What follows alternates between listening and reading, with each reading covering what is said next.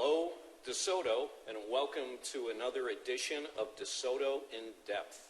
It's a show where we talk about something that people in DeSoto might be talking about already in passing, or a subject that we want to flag for the residents of DeSoto because it's important and it might help them out.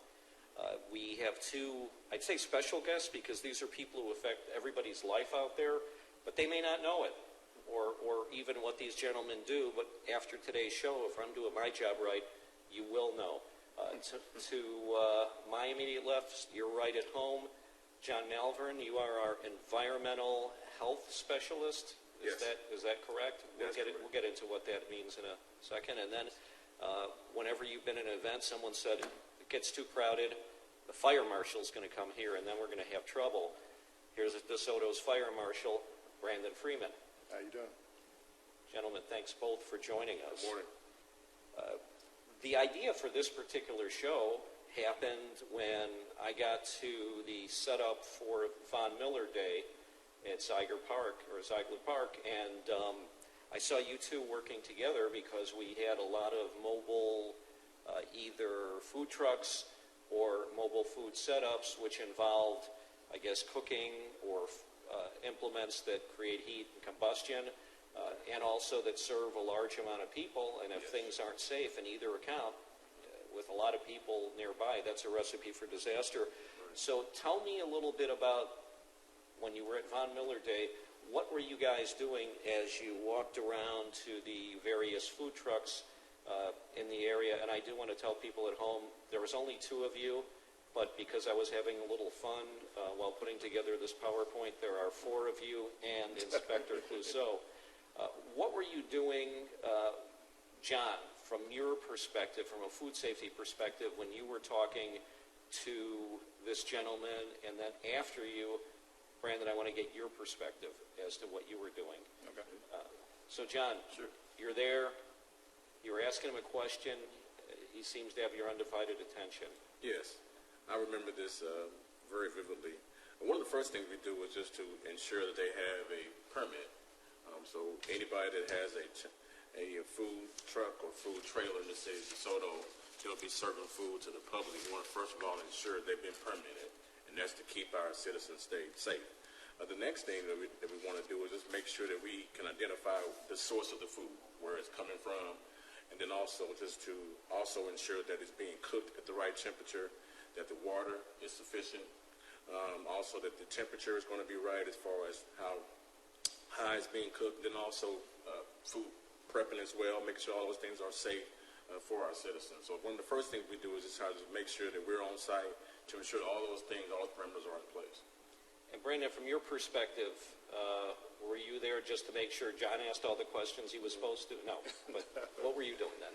No, first off, just to give you all some background information, when John came over, one of the first things I did was try to reach out to him. And so this was one of the first events that we've had, and we always try to work together because we want to bounce ideas off of each other.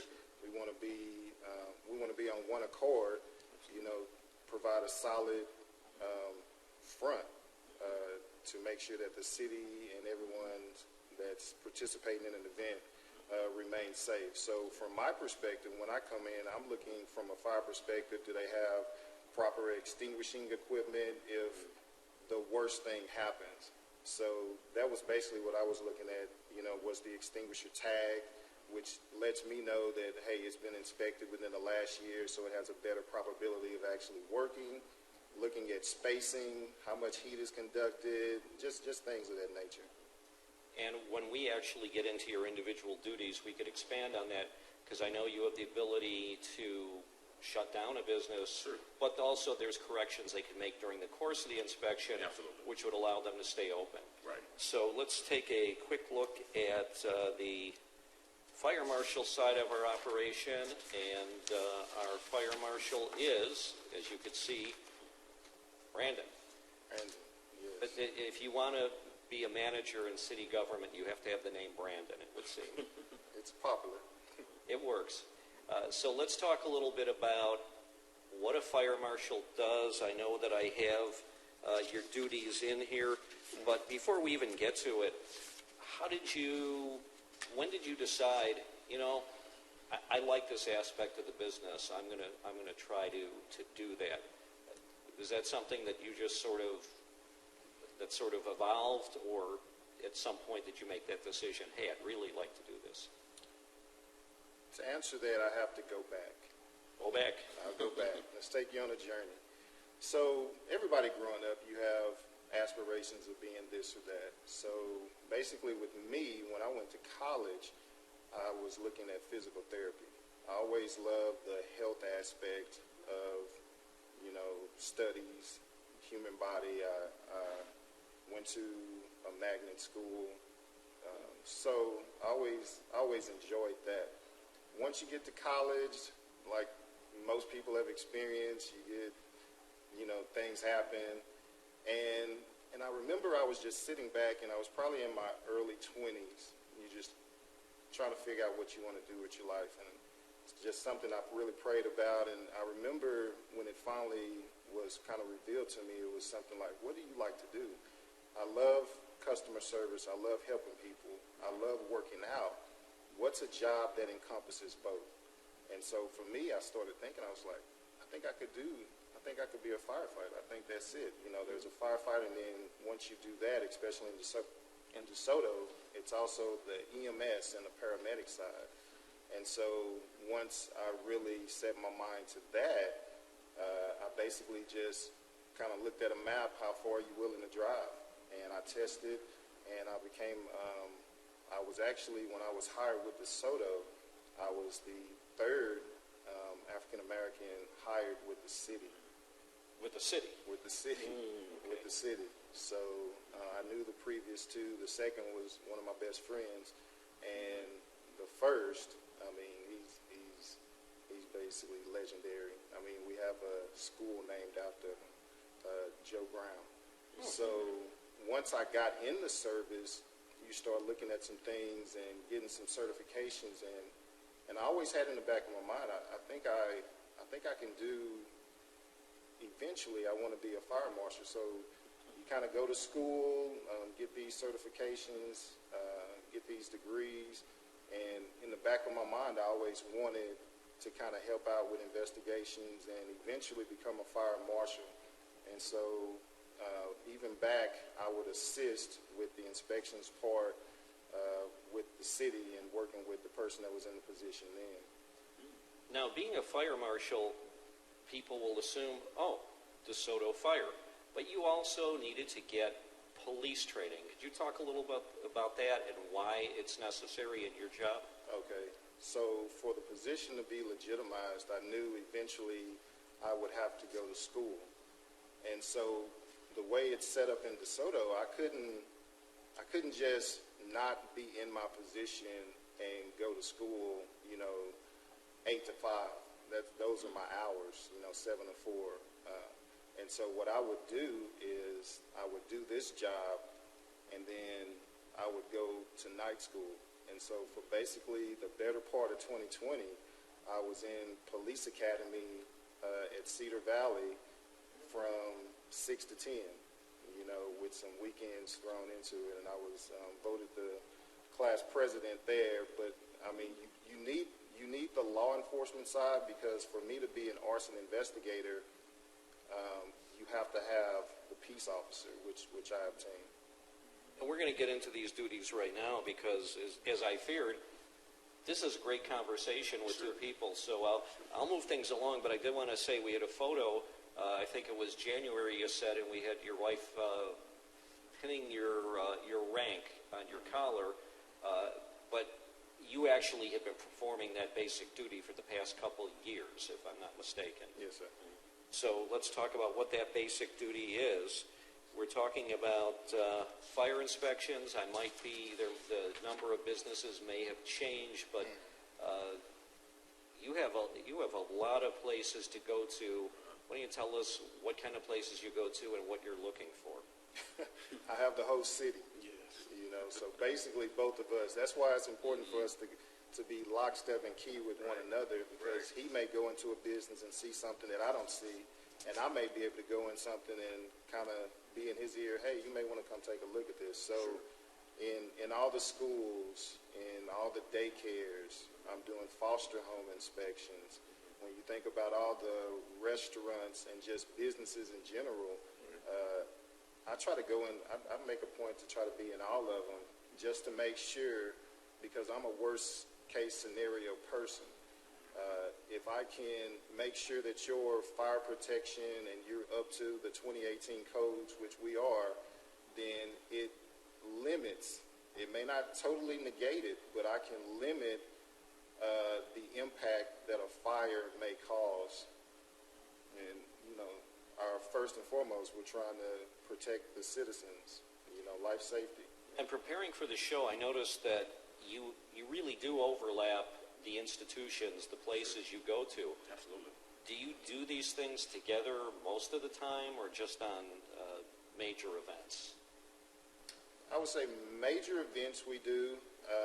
Whenever food truck inspections come about, we're there together. Right. Because his particular department will call me and they'll let me know, hey, we've got a food truck or several of them. This is what they're proposing as a time, and on those we're there together. And like in the most recent event, the Von Miller Day, we're there together because we have to be there, make sure that everything's set up appropriately, they're spaced properly, and like I say, we just want to make sure that events can proceed smoothly. So you literally were like the offensive line for Von Miller, even though he's a defense player. You were out there, you know, blocking, moving out all obstacles, and I hope he recognizes that. A great demonstration of teamwork, absolutely, yeah.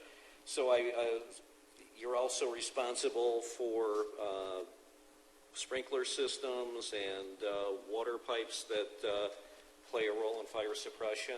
Yeah, so the alarm and the sprinkler side, you know, doing hydro inspections. So basically, whenever a building comes in to be built, if it has to be sprinkled, I'm there for every aspect of it, from the underground, making sure that that's right, to when it's up, all the walls are up, making sure that, you know, the sprinkler heads are in, making sure the alarm has the coverage, looking at plans. So it encompasses all aspects of that.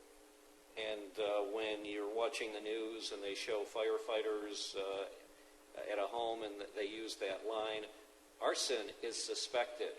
Are you the guy who goes, you know what, this looks like arson?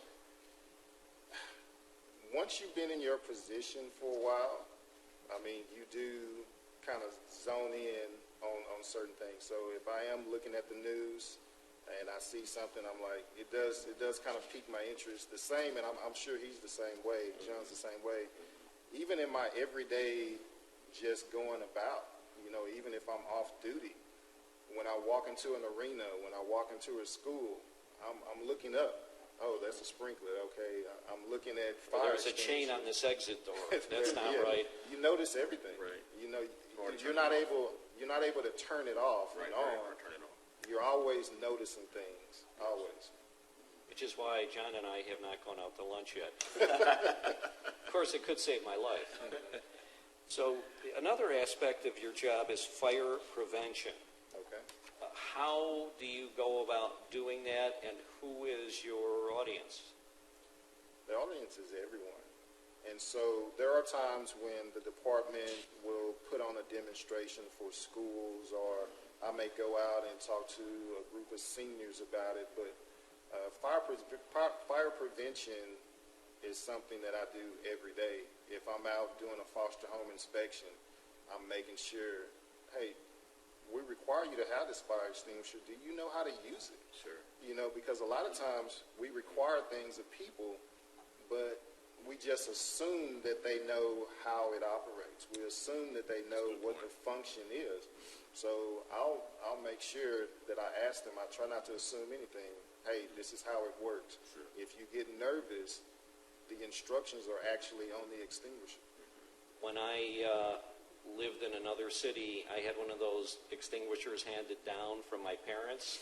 And this is probably from the Firefighters Museum. Oh, no. And I remember contacting or taking it into a place that refills them. And the guy looked at it and said, you need to throw this out and just go online, go to Amazon or something, and you could order a really good one cheap. Yeah. So that brings us into hazardous waste disposal, which we could talk about a little later, because that's on your Absolutely. On your checklist as to what we do. So when I came in this morning, I saw a fire investigations and prevention truck in the lot. Is it a fair assumption, Brandon, that that is your vehicle? That is my old school vehicle. Decided to throw it into the pictures we have. So you go through weekly meetings and keep up to date on the codes and everything? It's I kind do. of like... I'm part of the weekly Thursday DRC meeting, and it just requires me to be in there and give the fire marshal aspect, are the turn radiuses where they are supposed to be? Do they need to have a fire sprinkler system? Do they need an alarm system, a commercial alarm system? Just things like that. Is that why I sometimes will see Cedar Hill or Duncanville fire vehicles parked around here? Is that meeting, or is that... No. This meeting is specific to certain entities within the city. If you ever see them over here, that means that they're doing a joint meeting with, Lancaster, Duncanville, Cedar Hill. They may have rented out a room and have a conference going on. I got you, because DeSoto is a convention center on a smaller scale. Right. Okay, so we're just about the halfway point. Here come the food police. I've heard that term many times. The food popo, the gentleman who has done it, pretty much all the type of inspections. You've worked in Dallas before. Correct. When you go into a restaurant, yes, is everything different now than when you were an inspector? We were just building on what we talked about earlier. Sure. Have you ever walked into a place and said to your wife, you know what, let's go across the street? Absolutely. As Brandon stated before, it's hard to turn it off because you do it so much. It's like, riding a bicycle, you don't forget it. So there's been plenty of places that I went to a restaurant. I just kind of visually looked in and saw some practices, and I said, I'll just go on down and choose somewhere else to go. Yeah, so that's happened quite a bit. If anyone is a Seinfeld fan, there was one episode where he went into a pizzeria and some person uses the toilet and they don't use the sink, and he saw who it was, and later it's the man kneading his pizza, so he refused to eat the pizza. Yes. I'd imagine that's you, in a manner of speaking, the guy who refuses. Absolutely. Or who writes the ticket for it. That's me. Yeah. So I know that Brandon had his epiphany to sitting back, how do I meet people and help them and do all these things together? Yes. What got you into food inspections? I'll also go back kind of as Brandon did. My degree is in biology. So when I graduated from college, I worked at a medical laboratory for almost 12 years and just needed to do something different, kind of being stuck inside. And did you carry around a cat and formaldehyde or anything? I remember all the biology majors I knew usually had a dead animal on them for dissection purposes. No, that wasn't me. Okay, good. So I worked at a medical laboratory almost 12 years and, just kind of got tired of being confined to a building and just inputting data and things of that nature. So my wife actually, she said, well, there's a position, for a sanitarian with the city of Dallas. You should apply for it. And so I said, well, I'll think about it. And then it got close to the deadline. And she said, hey, did you apply for that job? I was like, no, I'll do it this evening. So I did it on the weekend. And I was hired. So, I got into it and never thought I would be a health inspector. But once I got into the field, it was rewarding. It's one of those things where you look at how a way you can help the public, how you can make a difference. And that's what drives me every day when I get up to come to do my job here at DeSoto as well, is that I feel like when I clock out end of the day, that I made a difference to help the citizens of DeSoto to eat in restaurants. They've been inspected and they've been done well. Does a day go by where someone doesn't say to you, oh, I went to this place and there were roaches on the wall, or, or even another city, do you usually get a complaint? I know I usually say, okay, where shouldn't I eat? But we would say that on air, Right. because if some place is open and you've inspected it, it's already good. But we all have our watch lists. Sure. But how often do people come up to you and say, hey, you really need to know about this? It's not as often as I would say. It's not quite as much as I think it would be. It's probably in a month's time, I may get 2 people that say, hey, have you seen these places? Go check this out. And a lot of times when they hear the term environmental health, they don't always associate that with being a restaurant inspector. So when they get the gist of what I do, that's when they'll start telling me things like that. You inspect restaurants. Sometimes it's under guidelines of a yearly inspection, depending on, or I don't know what the frequency is. Yes. But there are certain places that are classified, like if it's a convenience store that has packaged goods, that would be a Right. little less critical than a place that's serving sushi Correct. or handling raw meat. Yes, we are risk-based here in DeSoto, so we have risk categories. So risk level 3 is the lowest risk level. That's like your CVS's, places like that, where it's all prepackaged foods. There's not any food preparation being done. Risk level 2, just one step above that, where you have food preparation, but it's not like, I'll give an example. It'll be more like a restaurant that does like food where you have like, I guess, well, like for risk level 1, Luby's, places like that. Those are places that you have to see those twice a year. And then you have the risk level 2 right below that, places like a In-N-Out burger, where they may be doing food service, but it's not like you have like utensils where you have to wash like forks, knives, things like that. So more a quick in-and-out type of restaurants, yes. You also, because I know we've had award ceremonies sometimes right here in the DeSoto City Council, Sure. where you'll have a nursing facility, a school, Right. a grocery store. Yes. What do you look for in these types of places? Are you necessarily in there chasing a rat or a roach? Well, when we go in, I mean, it's pretty much the same thing. We're looking for, first of all, where the food's being stored. We'll look at the equipment, the walk-in freezers, the reach-in freezers, make sure that all those things are operable. We're looking for infestations as well. We're looking for you see the rodent droppings up there. We're looking for things like that. And that's, as well. people may not know what that is, but Yes. that's exactly what it is. Yes, it's rodent droppings. So we look at those type of things. We look at flies, ants, things like that. We check paperwork to make sure that they're getting pest control on a consistent basis. We'll check for liquid waste manifest to make sure the grease is being pumped out. We'll also look at food handlers. We'll check their practices, right? Each restaurant needs to have a certified food handler on the premises. A certified food Is that the case? manager, right? Manager. Yeah, and that's a 5-year certificate that people get. And then also, in addition to that, the food handlers is required for all staff on site. That's state requirement. So we go into a restaurant, we will first of all deal with the manager on site, and then all the other workers should have a food handler's card as well. I remember going out with, when I was with another city, the inspection team, and I had a beard at the time. So I not only had to wear a shower cap in one facility, I had to wear a beard cap. Yeah, I felt like Right. the Stay Puft Marshmallow Man from Ghostbusters. It's just, you can only wear so much stuff on your face. Absolutely. So when someone complains about wearing a mask, it's like, it could be worse. It works, right?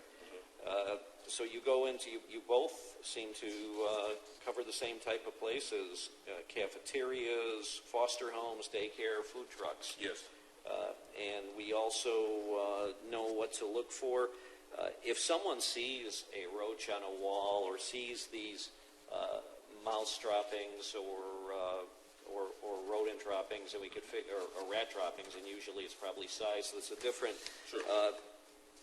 That's not something that, oh, well, I'm not going to say anything. I don't want to get them in trouble. You're actually getting them out of trouble and saving a lot of people from illness. Correct.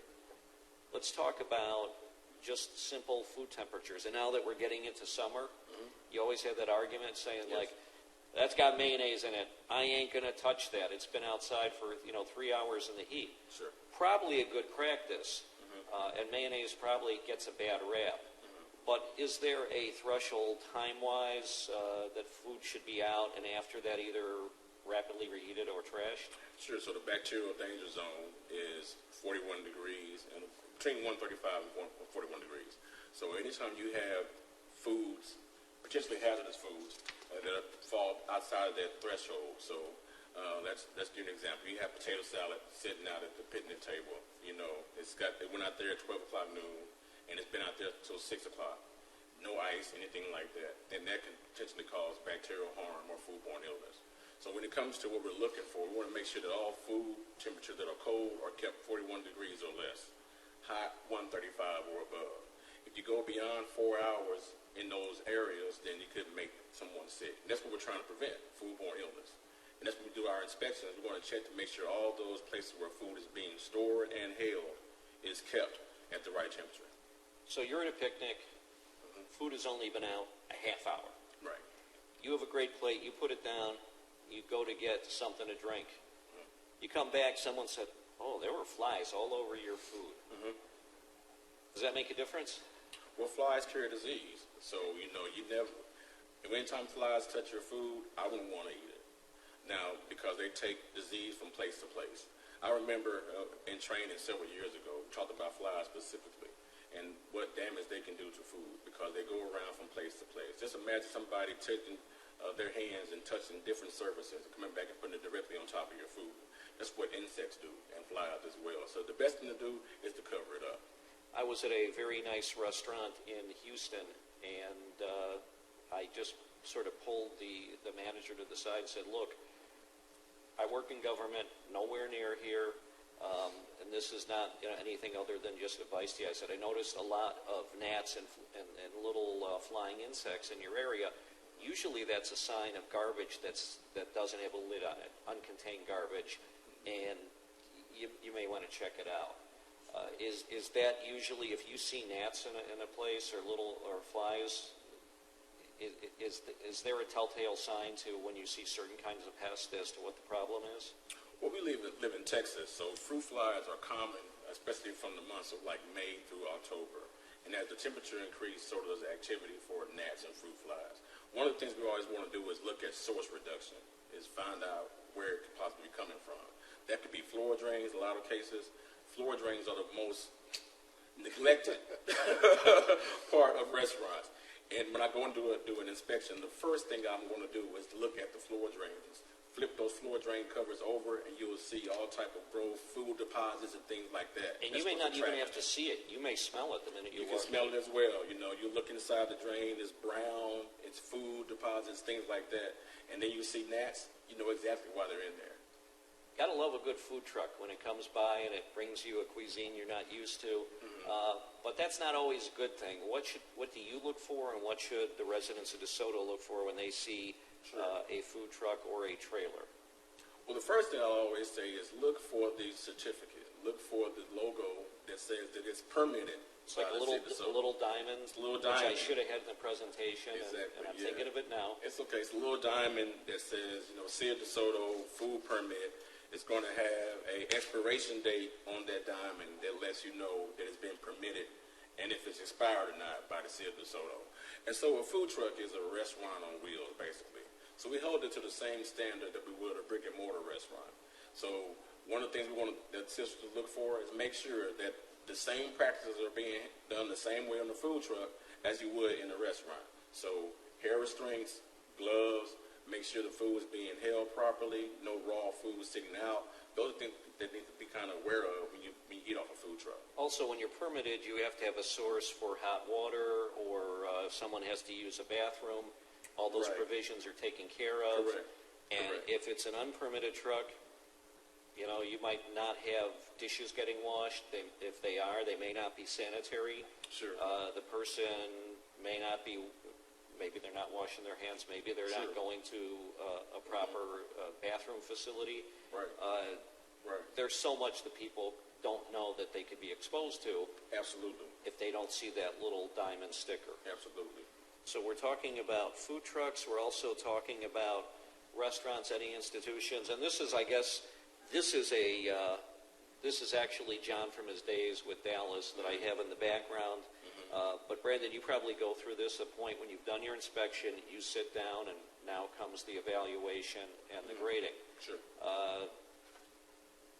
what percentage of the inspections you do, it doesn't have to be exact, but do you find more people correct small problems and they stay in business, that there's not a shutdown? Or Yes. what's the final decision you make? Is it something, if it's a threat to public health or Correct. safety? Yeah, I would say if it's a threat to public health or safety, then that problem needs to be addressed immediately. Yes. So there has Agree. been a few times within the city where we've literally had to shut the doors until that issue was corrected. Yes. You know, maybe it's a store and they just haven't been able to unload properly, and so you get to them and all the aisles are blocked to the point where if an emergency happened, the egress would have been limited. So it doesn't happen all the time, but those extreme cases, when you do find something that's a fire hazard or an egress hazard, it has to be addressed immediately. Some of the other things, you may give them a time window. Okay, you got 30 days to correct these. If I come back out and it's not corrected, then there's a citation that's going to be issued. So the extreme cases, immediately, pretty much everything else, you have a window to rectify the situation. A lot of things that an environmental health inspector is responsible for. We're just going to do the lightning round now, since we're already up to our normal broadcast conclusion time. Mosquito control. Yes. People should know, especially the ones who complain to us, especially the ones online. Yes. We don't do spraying. We do not. That is done by Dallas County. Correct. We do, however, protect our residents, and we Yes. monitor traps that are set up. Yes. How do you know you have a West Nile virus positive mosquito? Does it self-report? I'm not feeling too good, John. No, it doesn't self-report. So as you mentioned, we do have a contract with Dallas County. They do our trapping for us, and so they are trapped once a week. And if we get a positive, we're immediately notified of that. And so from that point, we're going to let our residents know, and then usually within 24 hours, we're going to have that area sprayed by Dallas County as well. So that's how that process works. There's 7 trap sites in DeSoto, and they're all trapped and tested once a week. And then once if they come back positive, we're notified immediately, and then we let our citizens know, because we're on top of that, because we don't want our neighborhoods to be infested with West Nile carrying mosquitoes. And I always wonder, if you live near a pool or an open source of water, are you more likely to encounter mosquitoes? Source reduction, again, when it comes to mosquitoes, is very important. Any bodies of water, especially if it's not moving. So a lot of times the circulation in pools will prevent mosquitoes from proliferating in an area. But if it's a pool that's not being used, it's stagnant water, and the water is very still, it's a source for mosquito proliferation. Which brings us to our next duty of an environmental health inspector in the city of DeSoto: pool inspections. Yes, sir. Who do you inspect and why? I inspect HOA community pools. I inspect hotel pools, any type of public pool. Those are the type that we inspect. Yes. And I do want to also say, I passed it in the slide we had on a little earlier, but we have complexes too. Yes. but we have mosquito dunks, which I'm going back to the mosquito thing right now. Sure. They look like little donuts. You could get them for free Yes. if you prove residency, if you have Correct. an ID or utility bill. I don't know what the criteria is. Yes. At the DeSoto Action Center. These things are totally safe. Yes, absolutely. You drop them in a body of water, Right. and is it like fair to call it mosquito birth control? That's a good way of putting it. Because that's how I've Right, heard it. It just right. it renders they can't reproduce. Yes. It doesn't kill them, but it Right. makes them infertile, which if you're a mosquito is a bad thing, but if you're a human, it's really good. Yes, it alters their maturation cycle. Correct. Yes. And those little dunks, you can actually break those up, actually, to make them last a little bit longer. Would you throw those in a pool, or does the chlorine take care of it? Chlorine that's being done properly, yes. If the chlorinator is working good in the pool, they should take care of it. But if it's not, and there's some, residences that may decide to not operate their pool in the summer. If that's the case, then the dunk would definitely be a good idea to put it out there. Smart idea. We get calls, especially during the pandemic. People get upset. I have all these cans of paint. I have a case of Drano that's 20 years old. I'm tired of this. I want to get rid of it. Come get it. Well, we don't do it. Right. And we could refer them to a place they could take it, but we Yes. coordinate the hazardous drop-off Yes. events. And we have one coming up, I think, is it June 1st? June the 11th. June the 11th. 9 to noon, Westmoreland Pump Station. Yes. I've actually participated in about 4 or 5 of those. Okay, great, great, great. Believe me, especially if you're moving and you have to get rid of this stuff, you don't want to get a ticket putting it out for the garbage. If it's Right. paint, if you open it up and it dries out, you might be able to throw it out. But anything liquid, any chemicals, you want to dispose of properly. Correct. So we have that event coming up, but there's also places that you can go to. I have this up right now. Yes. It's as a resident of Dallas County, you could take it to any of these places. Yes, anytime.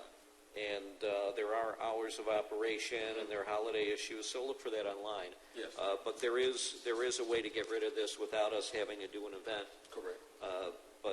And also the internet could be your friend on that.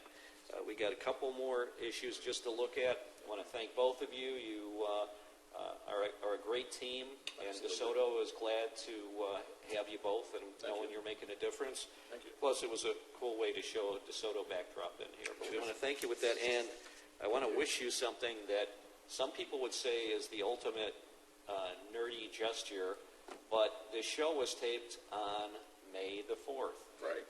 So anyone who is a Star Wars fan would probably not let this day go by, and I tried. That's not the Millennium Falcon, but something to do with the spirit, tapping into the Force. But May the 4th be with you both. Thank you. Hey, thank you. Thanks for the having us. platform. Appreciate Thanks. it. And now that I've destroyed my credibility by admitting being a sci-fi fan, I'm Matt Smith. Join us next week for another exciting and intriguing topic on DeSoto In-Depth. And for the meantime, stay safe out there, because these gentlemen are doing everything they can to keep you safe. Thank you. Thank you both. Thank you.